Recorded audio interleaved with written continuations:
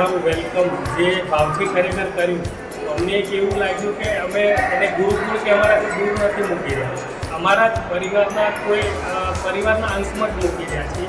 અમને ખરેખર ઘણું સરસ લાગ્યું તમારું જે વેલકમ તમે જે કર્યું ભાવથી, અને એની રહેવાની આ જે વ્યવસ્થા અમને એક ક્ષણભરની એવી નથી કે અમે અમારાથી એને દૂર કરી રહ્યા.